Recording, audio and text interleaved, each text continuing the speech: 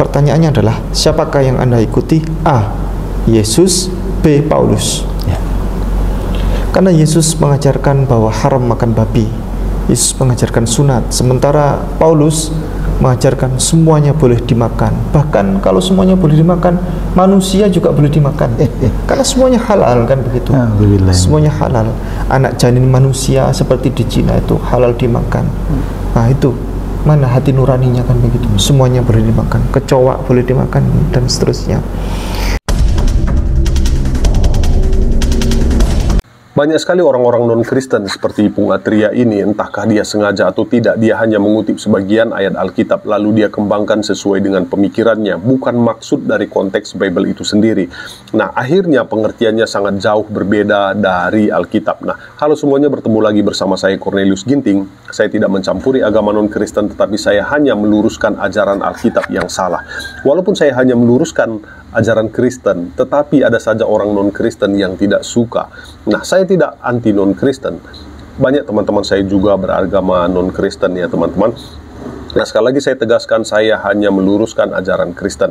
Saya tidak mencampuri agama di luar kekristenan. Nah, jikalau menurut kalian video ini bermanfaat, jangan lupa membagikan video ini supaya orang-orang Kristen yang lain tidak bingung dan tersesat, teman-teman. Oke, mari kita ke topik. Saya akan mengajukan 3 pertanyaan buat Ustadz Ipung Atria karena pernyataannya sangat kontradiksi dengan Alkitab. Pertanyaan yang pertama, apakah semua makanan boleh dimakan mencakup tindakan tidak bermoral atau tidak higienis menurut Alkitab?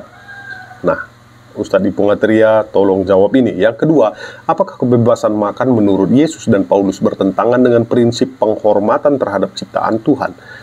Nah, pertanyaan ketiga, bagaimana ajaran kasih dan penghormatan terhadap sesama membatasi pandangan makanan yang layak dikonsumsi? Nah, saya akan menjelaskan dari sudut pandang Alkitab. Nah, yang pertama, apakah Yesus mengizinkan memakan semua jenis makanan? Nah, tadi Ipung Atria berkata Yesus tidak memberikan kebebasan untuk memakan segala sesuatu, ya. Berbeda dengan ajaran Paulus. Paulus mengizinkan semua boleh dimakan. Nah, Yesus sendiri tidak secara eksplisit membicarakan soal makan segala jenis makanan dalam ajarannya, tetapi ada beberapa peristiwa yang memberikan pandangan mengenai panduan ya, mengenai pandangannya terhadap makanan. Salah satu ayat yang relevan adalah Markus 7 ayat 18-19. Maka jawab Yesus ya, apakah kamu juga tidak dapat memahami? Tidakkah kamu mengerti bahwa segala sesuatu dari luar yang masuk ke dalam seseorang tidak dapat menajiskannya? Karena tidak masuk ke dalam hati tetapi ke dalam perutnya dan kemudian keluar lagi. Nah, dengan demikian ia menyatakan semua makanan halal. Nah, di sini Yesus menekankan bahwa hal yang menajiskan seseorang bukanlah apa yang masuk ke dalam tubuhnya, tetapi apa yang keluar dari hatinya. Nah, ini memberikan indikasi bahwa Yesus tidak mempermasalahkan jenis makanan tertentu dalam konteks ritual kesucian. Ya. Nah, yang kedua, apakah Paulus mengizinkan memakan segala jenis makanan? Paulus mengajarkan tentang kebebasan dalam Kristus dan bagaimana hukum-hukum ritual perjanjian lama tidak lagi mengikat orang-orang percaya di bawah perjanjian baru. Dalam 1 Korintus 10 ayat 25-26, Paulus mengatakan, kamu boleh makan segala sesuatu yang dijual di pasar daging tanpa mengajukan pertanyaan karena keberatan hati nurani, karena bumi serta segala isinya adalah milik Tuhan. Nah, di sini Paulus menegaskan bahwa segala sesuatu yang dijual di pasar boleh dimakan, selama itu tidak menimbulkan keberatan hati nurani atau membuat orang lain tersandung. Nah, misalnya seperti ini. Nah, ketika kita pamer misalnya makan udang, nah sementara orang di sebelah kita alergi udang. Nah, ini kan membuat orang tersandung ya.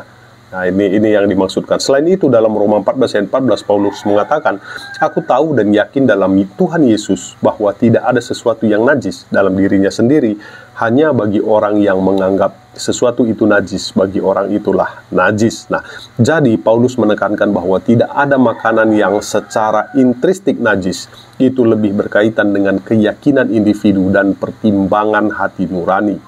Nah, yang ketiga, apakah orang Kristen boleh makan kecoa atau makan manusia?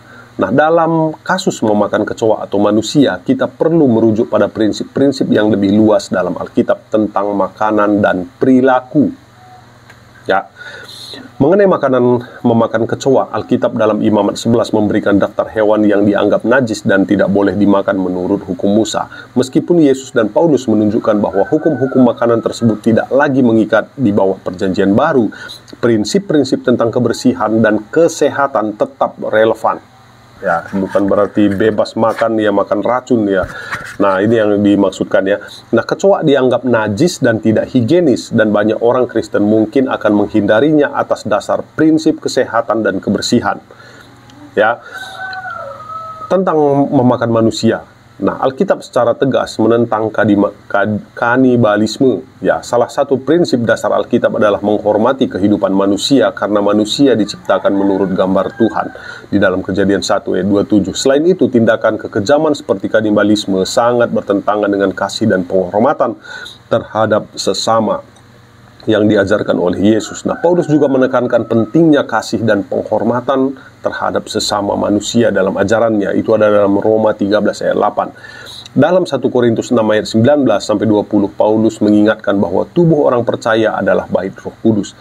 Nah, atau tidak tahukah kamu bahwa tubuhmu adalah bait Roh Kudus yang diam di dalam kamu, yang kamu peroleh dari Allah, dan bahwa kamu bukan milik kamu sendiri, sebab kamu telah dibeli dengan harga yang telah lunas dibayar. Karena itu muliakanlah Allah dengan tubuhmu.